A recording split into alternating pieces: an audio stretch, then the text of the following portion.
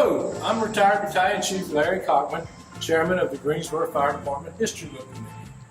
The American Fire Service is rich in tradition and culture. A firefighter's life is filled with many emotional highs and lows. Stories of major fires, national disasters, medical calls, firehouse living, and family life are often verbally shared from one generation to another. Many times, these stories are lost forever when a firefighter passes away. In an effort to preserve these stories, in 2019, the Greensboro Fire Department History Book Committee launched a new program of recording audio-video of our retirees' lives. These stories will be shared on our website, gfhbc.org. In 2020, we did not record because of the COVID-19 pandemic. Please listen as these firefighters share their life experiences with all of us. My name is James Vincent Atkins. I started in the fire service in 1983 in the volunteer fire service, and I came on in Greensboro in 1989. And I was engineer, driver at the time of retirement. I retired in 2019. I was born in Greensboro, but I lived in Colfax, North Carolina. Before I came to the Greensboro Fire Department, I was in construction. I was actually running some heavy equipment when I got out of high school, and yeah, it was a challenging career. I learned a lot about people, you know, being around roughnecks and stuff, and but I decided to get into the professional firefighting end of it when I realized that, you know, when it's bad weather and it's wintertime, yeah, you might make 20 hours a week, and you know, I had plans to, you know, get a house and a family, and I just looked at it and said, well, if I'm going to do that, then I'm going to have to get something that's going to be steady. And yeah, so I loved the fire service, being in the volunteer end of it, and I just decided to pursue it professionally. Yes, the things that made me want to become a firefighter is my dad was in the volunteer fire service at Colfax for about 15 years. And I saw that as a challenge and something to keep me out of trouble. And it definitely did. Got to watch a lot of people make their own mistakes, you know, in life, on the calls that we would run. And yeah, that's where I had an ambition to do that. The hiring process for Greensboro, and what I had to do is of course I came, and it was Chief Spears and Deanne Staley were in training at the time, and had to go through the physical agility test out on the fire ground, go through the medical stuff to get on, and yeah, just basically what they have to do today. It was funny, one of the questions that Spears asked me in my interview and Deanne was sitting there, he asked me if I had an issue with a woman giving me orders and telling me what to do. And me being an old country boy, I just kind of said, well, my mom's been telling me what to do all my life. I said, no, sir, I don't have a problem with that. My starting salary was in the neighborhood of, I think it was about under $20,000 a year in '89, if I'm not mistaken. My training class was approximately 18 weeks. Some of the people that was in my class was Jackie Beard, Rick Merle, Michael Carlson. Of course, he had to go through training twice because he come in through Reedsville, and then he decided to come to Greensboro, so he had to go through all that over again. Jackie Spoon, some of those that are no longer with us, and we had 31 people in our class whenever we came through. I don't know if we were the largest class or not, but that was a huge class. Well, some of the funny stories that happened in training was, I can remember one particular was Jackie Beard. On Fridays we had this thing where it was kind of like either a skit or you did something that you had some skills with or whatever, and Jackie was a dairy farmer prior to coming to the to the fire service, and I think he was assistant chief down in Deep River. But anyway, he got his wife to bring a cow on that Friday, and his thing was he was going to artificially inseminate a cow right on the fire ground out here on the training center. And I remember Deanne Staley standing right beside of me whenever he was doing that, and she was just in awe, because I suspect she was a country gal, and she just never seen anything like that. Not to get into any details, but yeah, that was very interesting for the entire class whenever he did what he had to do. Yeah, that was funny. Yeah, there was some moments that in my career where I felt like I was in my place of doing what I needed to do. Over at Station 8 with some crews over there, we fought a lot of fire. Everything's kind of cyclic in a city. Buildings get old or whatever, and we were burning a lot of things whenever we was up at Station 8. They've rebuilt a lot of things through the years, but what I would tell the firemen, the younger firemen, is that as the city gets older and some of these buildings get older, you'll get into a cycle to where you're burning a lot of things again.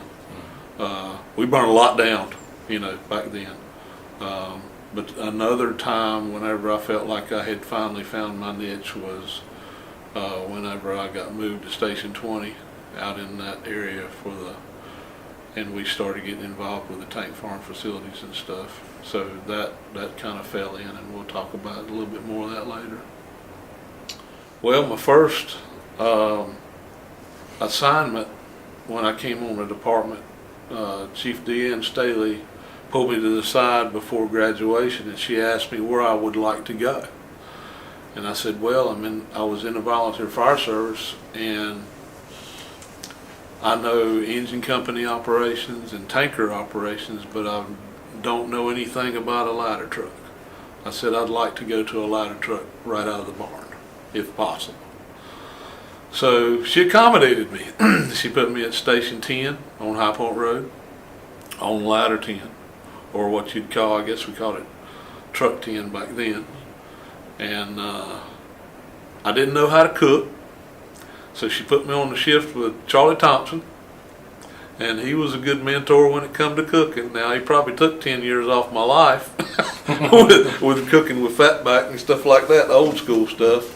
But I was with Sid Ray, Captain Sid Ray. He was on a ladder truck with me, and Charlie McCoy was my driver, along with Mike Smith. He was on the back with me.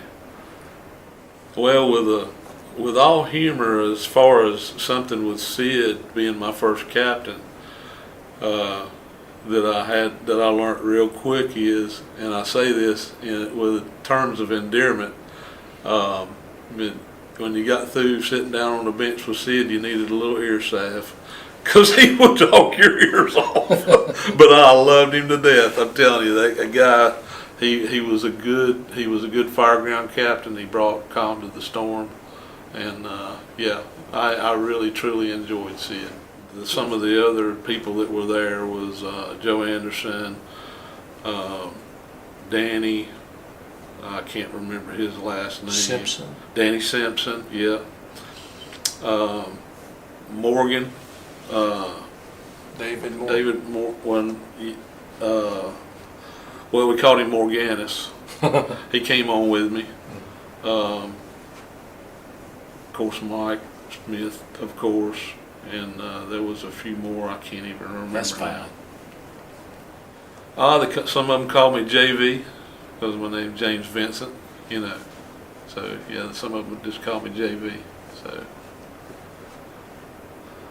yeah, there was a few pranks through the years that come to mind. Over at Station 8, the shower in there had a little lip that come over that was high at the door, and we'd be on a fire or something. We would make it a little bit taller, and to where it would hold water, we'd tape it up at the doorway, and we'd fill that whole thing up in there, block the drain, and we'd make like a swimming pool in there. It'd be like 3 foot deep. But it got to the point to where it started pushing the walls out. So we had to stop that. But we had another prank that I remember us doing one night, and I'm going to not name names to protect the innocent, but we had a rookie that was, he always took the trash out at night, you know, after we got through with supper. And one of my cohorts asked me to get up on top of the building with a 5-gallon bucket of water when he come out the door, you know, just kind of dump it on him. Well, if we want to talk about physics of water, weighing 8.33 pounds per gallon, and you multiply that times 5 gallons, from a height of probably 20 feet, you can just imagine whenever that water came out of that bucket, it didn't pour out, it came out in a blob. And it hit him square in the back. We thought we had killed him. It's about 45 pounds of water hit him just straight away. But yeah, there was some pranks through the years, and that's probably the only two that I want to really talk about. Back in the day, the union didn't do what the union does today, as far as it being active. It was active, but it wasn't what I would consider productive back in the day. I'm really proud of what the union has done, that they are allowed to be able to do, since we're not really recognized as, you know, collective bargaining. But I feel like that the union that is out here today has done a tremendous benefit and working with administration and with the city to do what needs to be done. As far as firehouse living and cooking and things of that nature, early in my career, we did a lot of cooking together. You had your own cook day, of course, but as I went through my career, and especially when I got moved to 20, and being busy with projects and truly involved in some important activities, the time to do those particular things kind of got jammed up.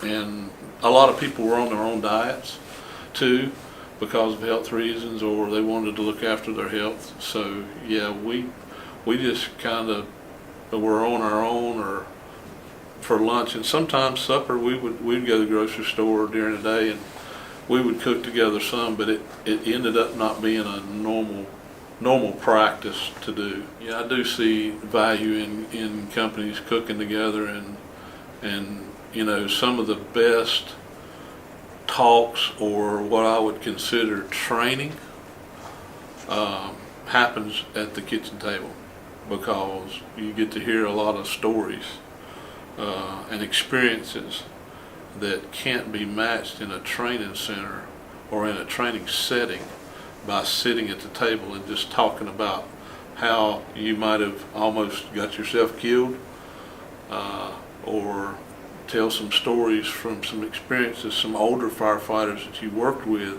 years ago, retell those stories, so they don't have to be lessons learned again, you know, so you don't have to relearn those lessons. So yeah, it's important that everybody kind of gather around, you know, several times a day. I was decent I wouldn't say I was a good cook, but I could hold my own. The firehouse meal was, corned beef and cabbage and pintos, and macaroni and cheese, slaw, and cornbread. Yeah. Not to say that put a whole lot of years on your life by eating that, but yeah, it was a good meal. Well, typical shift change, like we said, was 24-48, 24 on, 48 off. In the morning, the guys will usually meet in the kitchen or on the bay floor, and the officers will either be up in the office or they can be in the kitchen drinking a cup of coffee and do their exchange. But everybody has their responsibilities, and it's an important responsibility of following through with the crew coming on of what you did during the day that was bullet points that was important, especially if there was some equipment that needed some attention, that was out of service or needed to be refilled or whatever. It was very important. I felt like that if you had a call early in the morning, such as a fire or a medical call where it just destroyed your bag or whatever, to stay over and not allow that crew coming on to have to deal with your mess. Now, there was a lot of times where if we were coming on and a crew had been through, a hard time that night, we would say, hey, we've got it. Y'all hit the road, we got it. If you needed to stay and sleep, we didn't want anybody driving home exhausted. There's the bed, go get in it, nobody's gonna bother you. I remember a chief one time over at Station 8, Chief Parker.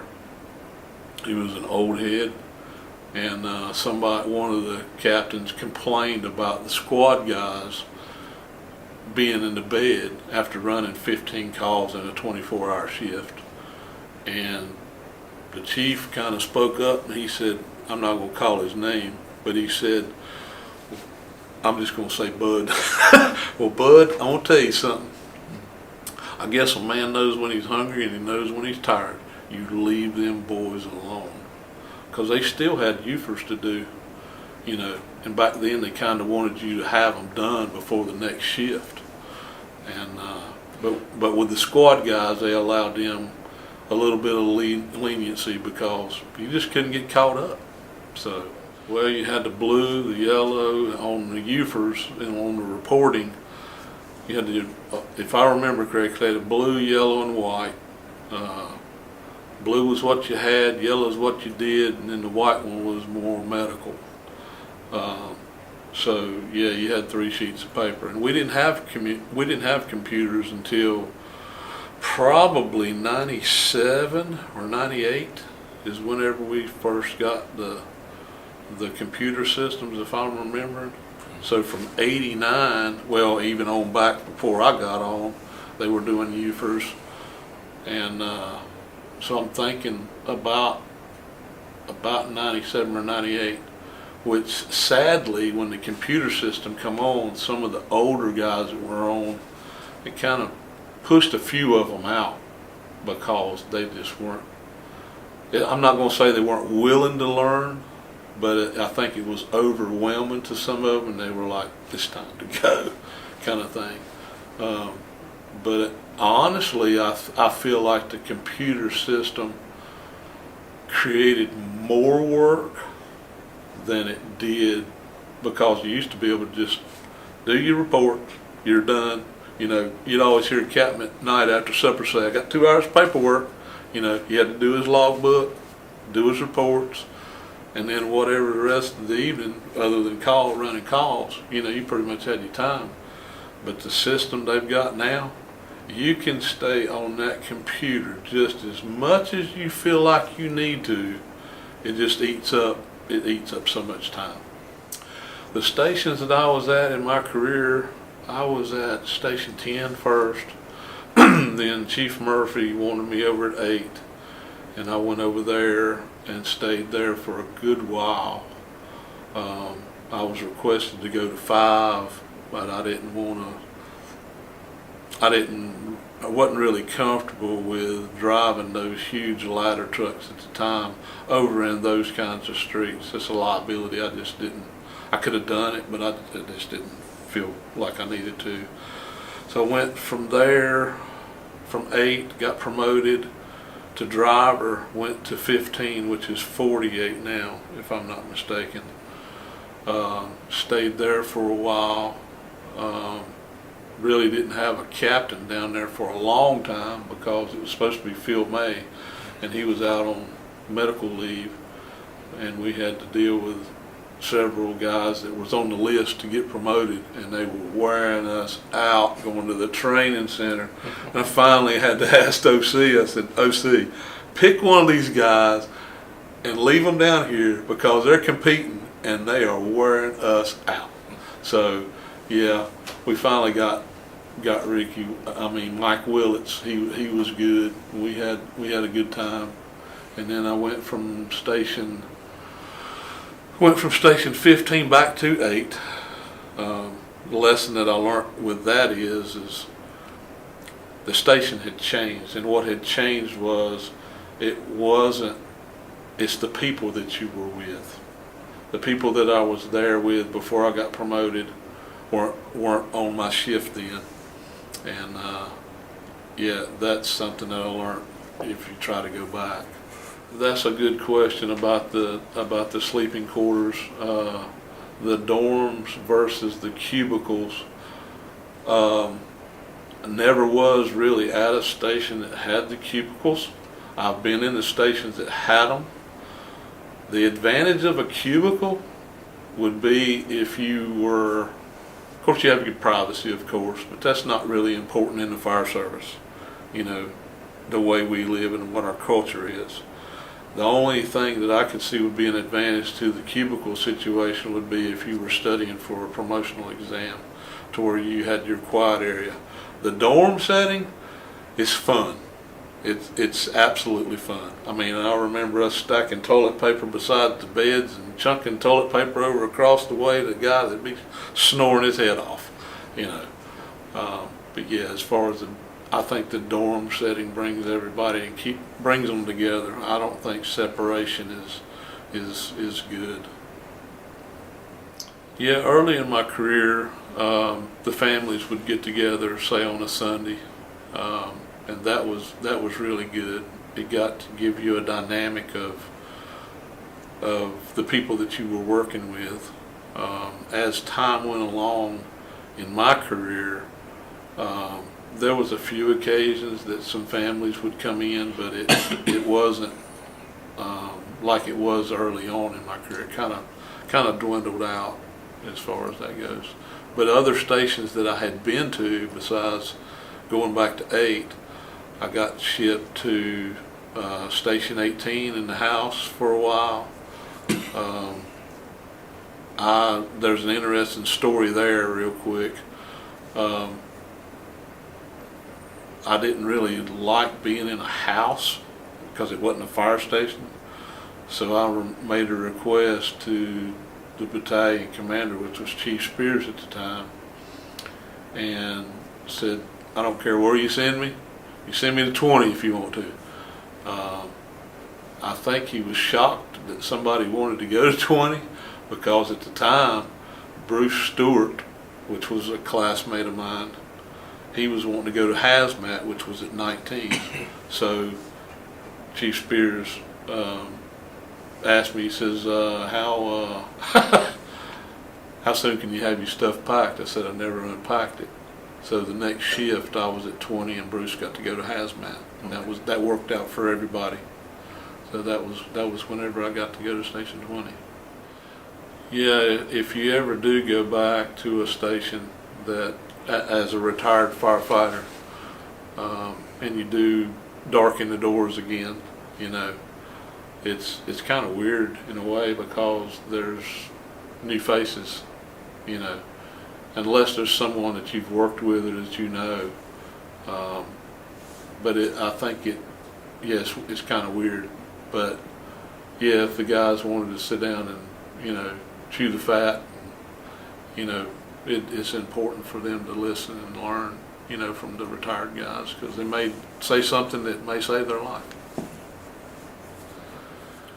I think the value in these interviews is that the younger generation gets to see and hear some of the battles and some of the war stories that's going on, and hear some advice about career development and things that they need to take advantage of when they can. One of the main things that I would say to the younger group is that if there is an opportunity and you have the qualifications to meet that opportunity, to jump on it.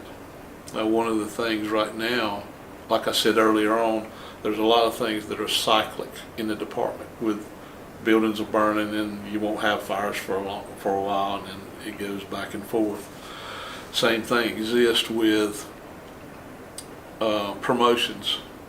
When we came on, it was an older department, had a lot of experience that we learned from whenever we came on. Now, presently, in 2022, you've got a very young department. There'll be some attrition through retirements, but the promotional opportunities are not going to be as abundant as they have been. And the guys need to realize that. Don't say, well, I'm going to wait until I do this or what. No, if you've got the qualifications and you've got the opportunity, take it and get yourself promoted, because the positions, what I consider, and I may be wrong and someone could argue with me about it, can get locked up for a while.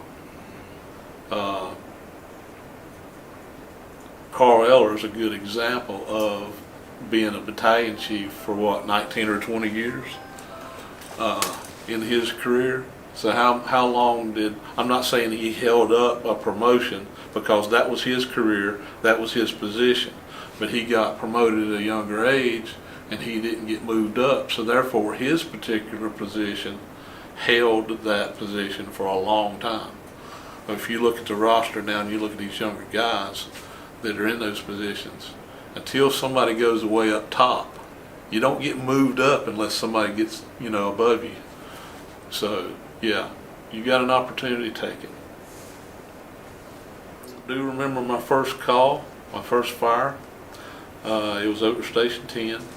It was off Merritt Drive, and I think we only had like maybe 3 on the engine that day, but we had a full complement on the truck. And it was a structure fire, and it was a house that was kind of like a hoarder's house. And I wanted to do everything right, being a rookie, and I had Mike Smith with me. We went upstairs and we were ventilating,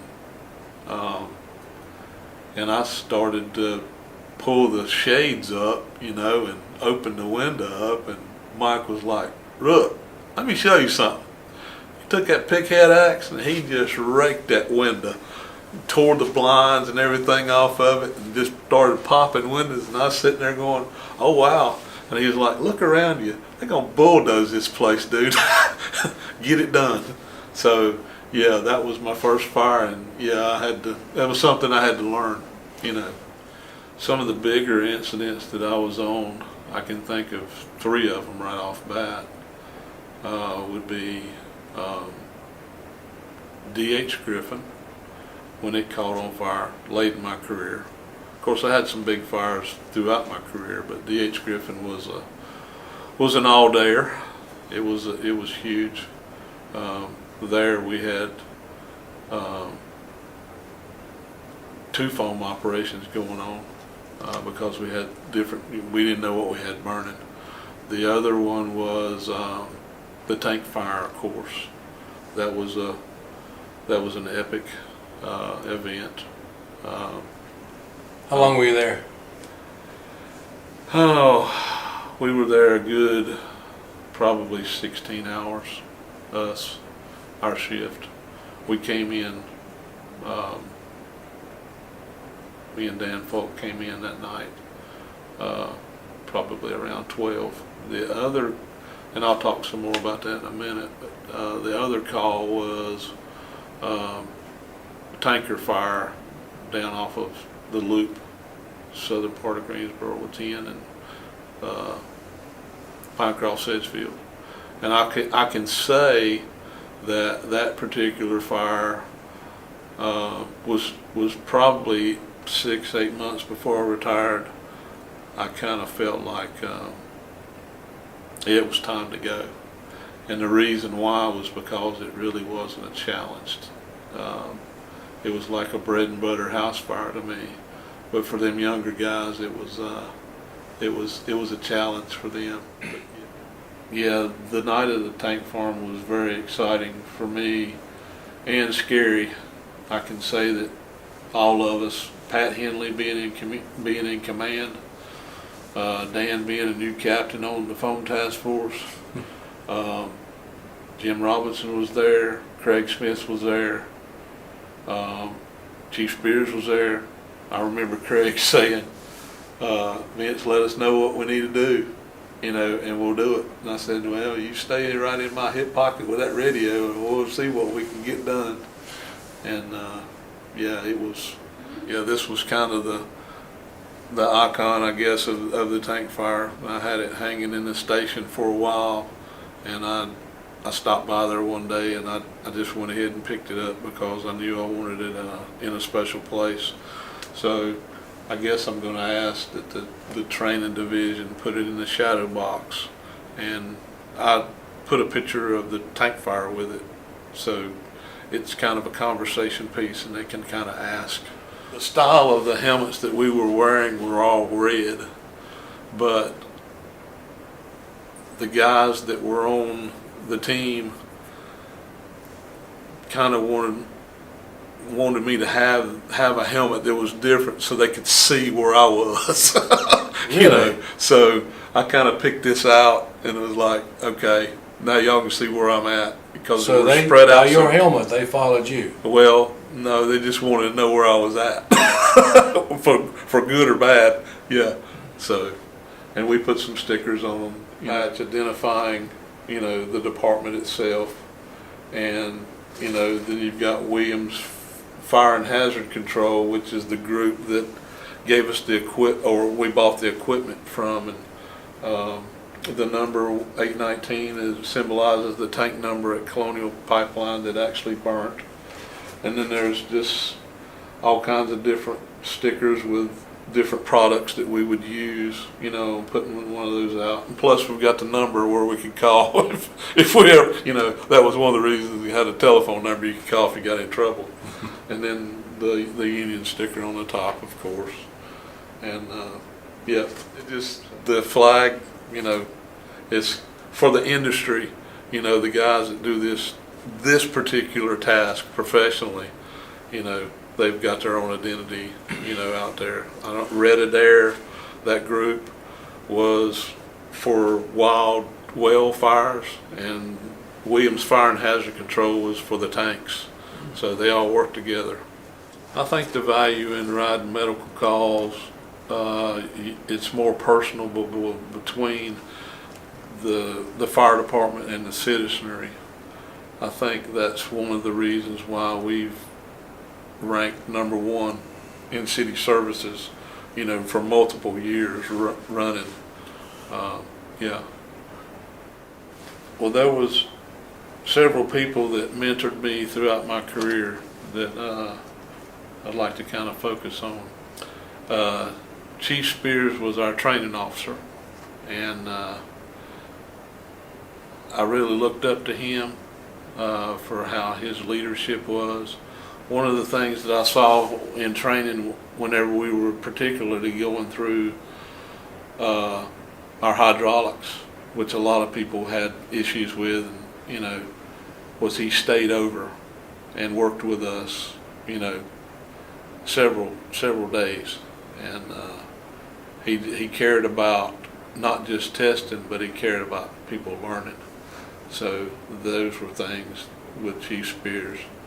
And I'll have to say that whenever he was my battalion commander, and we started what we considered the tank farm project in the beginning, Colonial Pipeline came to the department and asked for us to evaluate their fire problem. And Chief Spears knew that I had some flammable liquids background with my dad, and he came to me and said, hey, look, let's put a program together and let's just investigate what, through formulas and through the best materials that we had at the time, what can we do, and let's find out where our deficiencies are. To make a long story short, we were very deficient in our capabilities, and the city had had them annexed for many, many years, and it was a worthy project. And to really make a long story short, it was about a 10-year project prior to the actual tank fire. And we, God, I guess, put the right people in place, and we gathered all the information and did purchases and got some great grants to buy the equipment, and the rest is history. Eddie Nix was probably one of my best captains that I had, where you would consider him to be tactical and strategic and calm. And he was one of the old heads that you miss now, or I missed throughout my career, as these specific guys retired. The department missed those type of folks. I'd like to mention Paul Miner. Paul Miner was a mentor to me. He was on the foam engine for many years prior to me coming to Station 20, and he guided me through that piece of equipment. And he was not only a mentor for the foam end of it, but he was someone to emulate in how he cared for his truck. And hopefully, me working under him and just watching him, I passed that on to some of the guys that I worked with too. Tommy at the garage was another individual that I was able to work with, that were, the garage always picked on people, and I wasn't immune from being picked on, but Tommy and I seen eye to eye on a lot of things, and we communicated well. And as I go through this list, I'd like to tell the younger guys that it's important for you to network, not use people, but to make a network of people that you can surround yourself with that will help you throughout your career. And you can lean on each other. It's like with Tommy, he leaned on me for my portion of my expertise, and I leaned on him for things that he knew that I didn't, and we helped each other for that. Captain Slowbaum was a good man that I worked under. I used to pick on him whenever he would do my evaluations, and whenever I was through with my part of the narrative in the evaluation, I'd always write down there, "Thank you, Captain, for allowing us to be all we could be." And he would call BS on that sometimes. He'd be like, "What are you talking about?" But he did. He allowed you to grow. He made an atmosphere where you could grow. He never tried to hold you back. He was open-minded to anything, sometimes to a fault, but he was a good man. I got to mention Bill Horn. He was probably the most astute, smart fireman that I have ever worked with. Bill contributed to this department before he left, and I miss him. I missed him. But I'm going to tell you what, whenever we got working the numbers with some of the math that we had to do for the tank farm stuff, Bill saw something that nobody else saw in the math. And he and I would sit there on the board sometimes at night till 2 or 3 in the morning, and you'd see that easel up there. It looked like Einstein had been writing on it, and we would blow the next shift's mind when they would come in the morning because it looked like, you know, a math class exploded on the board. And Bill found a way. There was a logistics issue with the way Williams Fire and Hazard Control was doing some of their hose for distributing foam with the system we had to do. He cut that down to almost nothing. I mean, the way Williams was doing their stuff, we would have had to pull hose from about every company in the department for 2,500 foot lengths of things. We would just had to use a whole lot of hose. He simplified that. We called the engineers at Williams, and they said, "Boys, y'all been doing some homework. We're going to study this." And to this day, to the best of my knowledge, they're still using the system that Bill Horn came up with. Great. He was a good friend too. I'd like to mention Joe Wood. Joe was in special ops, and he was doing some emergency management stuff. But he was a mentor. He was an advocate. Any ideas that we had, he was right there with us in the trenches on a lot of things. And he was a great support. I can't say enough about Joe. He's probably one of the smartest guys that never got promoted above captain, that should have probably been given a waiver and, you know, waive the educational part, because people's got families. And while I'm talking about that, I'd like to talk about Ken Smith. You know, Ken Smith and Joe are probably great examples where, and I don't know what the solution is to this, but those two guys would have been great officers above and beyond where they ever were in their career. Ken Smith would have made an excellent captain, but he had a family, and he chose family, which is absolutely outstanding in my book, instead of sacrificing his family for his career. But I feel like the department missed out on probably several guys that I can't mention their names right off the bat, but those two guys with Joe and Ken, they would have made excellent officers, whether they had that piece of paper or not. Yeah, they were men's men kind of guys. Jim Robinson, chief of the fire department presently today. Got to meet Jim whenever I was at Colfax Fire as a resident. Jim came in. I saw a lot of people come and go out of that department as far as resident programs. But Jim came in, and he lived there with me at the station while he was going to college, before he came on here. One story I can tell you, one night it was about 12, it was after midnight, we were in the bed, and somebody banged on the front door, and we got up, and they were screaming and hollering, "There's a big fire down the road." And we looked out, and yeah, we could see the flames from the station. So me and Jim jumped on the engine, and we got on there, and of course, you know, said we had a passerby, structure fire. As soon as we get there, we'll give the address. And we did. It was Beeson Sign Company. And ended up that their sign truck was sitting where they parked it, and it had shorted out, and it was still in gear. It was a straight drive, and the starter shorted out and pushed the truck into the building, and it caught on fire.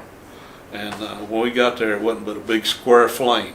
But there was a house next door that was an exposure. We only had 500 gallons of water on the truck. Now remember, the dispatch is behind the 8-ball. We're on the scene. I told Jim, said, "I'm gonna pull a 2.5." I said, "You got 2 minutes of water, dude." Well, Jim pulled 2.5, and he fought fire. He knocked a lot of fire down. but we ran out of water. We're about half a mile from the station, and I'm sitting there going, we should have brought the engine or the tanker. One should have brought the tanker, and I should have, and I'd have just hooked them together. But I started calling for Kernersville, Oak Ridge, Deep River, whoever, and felt like we were there for a year before I ever heard any sirens.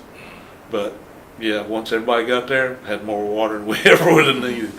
But I want to say this to the young people: always be nice to everybody that you're ever around or ever associated with, and treat them decently, because one day you'll never know who's going to be your boss. And Jim is the boss now, and I respect him. I'm fortunate to know the man. We've been through a lot, and we've experienced a lot, but I never took advantage of those relationships.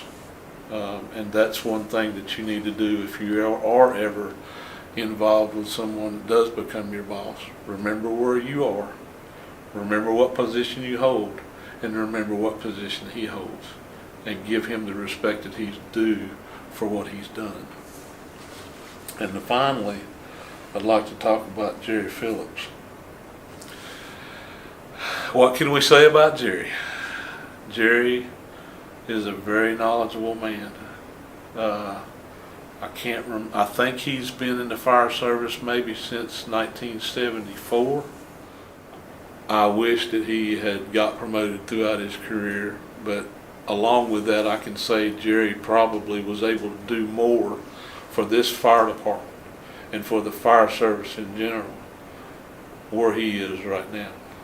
His hands touch more than he probably could have touched had he got promoted. So he's been a tremendous asset. He's been a great friend to me. He's been a great mentor. He's helped me with a lot of projects and things that I couldn't have done without him. As far as heartbreaking things that I've seen, I can just generalize it and say that anything that has to deal with kids or the elderly, especially where either one of them is abused, those are things that I don't tolerate, and it affects me more, the kids and the elderly, where they're put in a situation where they're not cared for properly the way they're supposed to be. I think there was a hospice house that was over near 19, when we got moved to 19, that we had to go to on a normal basis, and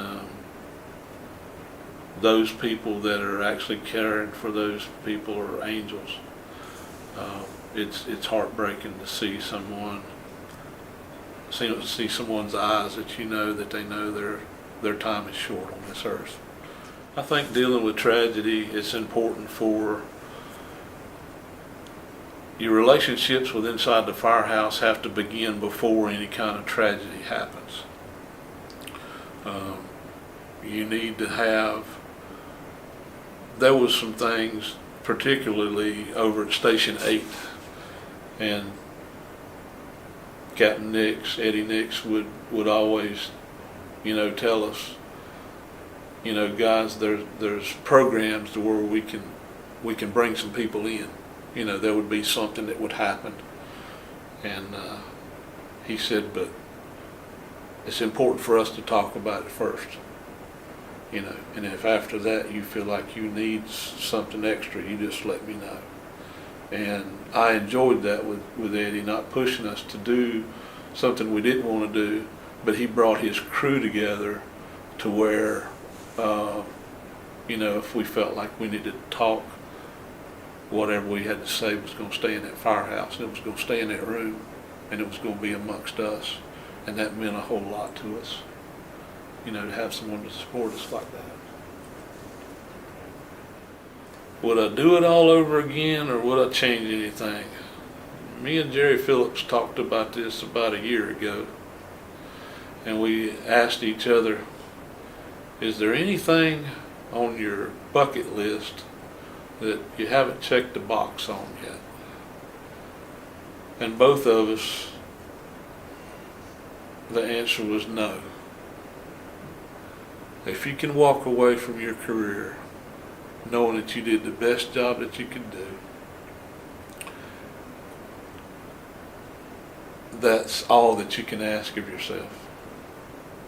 And don't put any kind of challenges on yourself that you can't meet to where you feel like you've hurt yourself by having those challenges.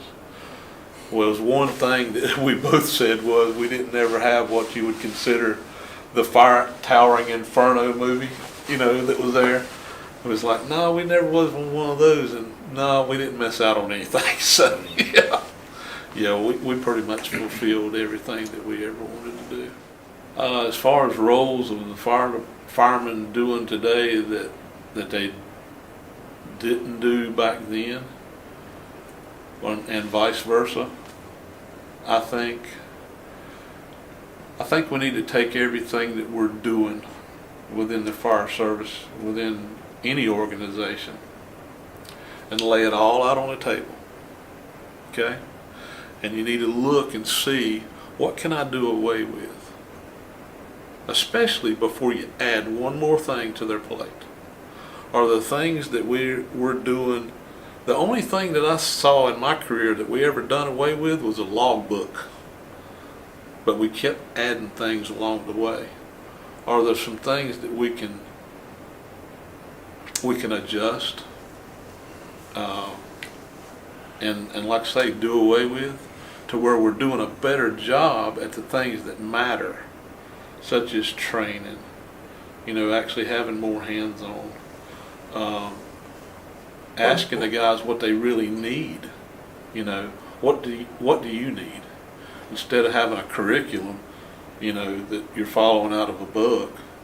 I think the specialized teams are very necessary, and I think that no one person can be a jack of all trades.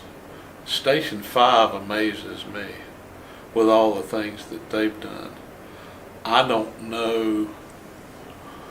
It used to be like trench rescue was, at one station, I think it was 11, you had, they were building collapse, and then you had trench rescue at 8, and then you had some different things spread out amongst the department. I know the concept and the thought process of putting everything under one roof, but I also feel like the danger in that is that you can be diverse, but you're never going to be 100% skilled in that particular discipline. Ropes and high-rise is a discipline. Trench rescue is a discipline. Building collapse is a discipline. But trying to have a group of guys, a two-company station, be good at water rescue and all these other things, I think that's, and that's just my opinion. What's a successful firefighter? Well, a firefighter needs to realize that without them, the chiefs have no Indians. In other words, you need to take your job serious, be just as trained as anybody else does. I knew people that were firefighters their entire career, and they knew their job, and they were proud of their job, and they did their job well. Everybody can't be promoted. There's not enough positions. So while we're talking about that, I would say that do like the firefighter does. No matter what position you're in, learn your job you're in. If you get promoted, learn that job that you got promoted in before you try to get promoted to another job, because you're building a resume, okay? And your resume should be based on experience. But if you're just getting promoted and then waiting till the next opportunity comes along because you've got an education, you meet the requirements, and you're just trying to climb the ladder, you're doing yourself a disservice, because at some point you're going to get promoted well above your skill level if you didn't learn what you should have learned while you were down below. What I would like for the Greensboro Fire Department to remember about me, that I did my best. I hope that I helped a lot of people along the way,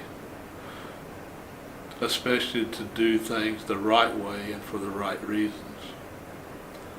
I'm a humble man. I have no need to be in the limelight.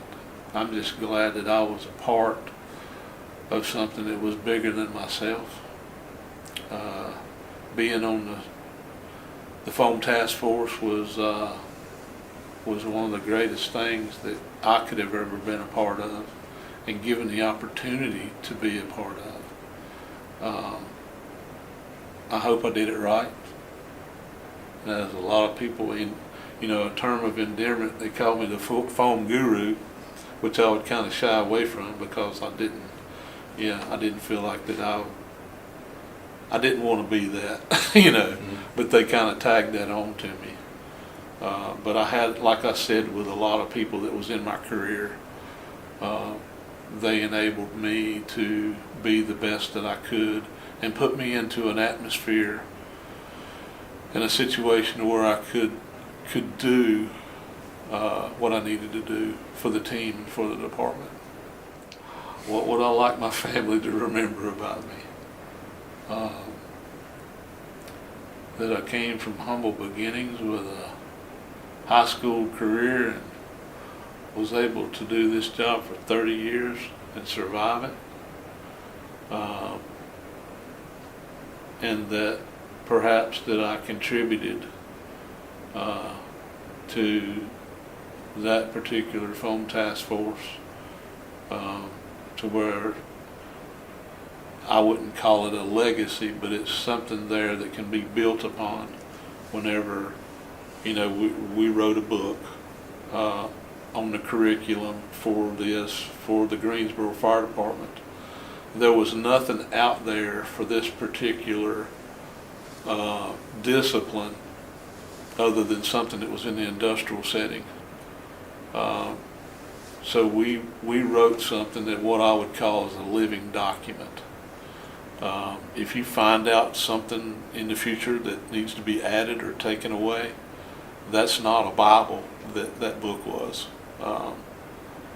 Add to it, but it gives you a foundation for the new guys to come into the team and have a starting block, because it was 10 years worth of material that was either in our heads or wrote down on notes, Right. or in emails or text that needed to be compiled. So that would be something that I would want the department to remember and carry on with the training.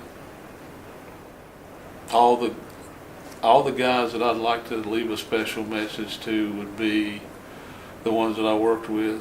I hope that I enhanced your career in some way, either with stories or pranks or the funny meals or whatever. I hope that whenever they mention my name that they have a smile on their face. In closing, the Greensboro Firefighters History Book Committee hopes you have gained a greater insight into the dangers, the challenges, and emotional events that have influenced and shaped the American firefighter.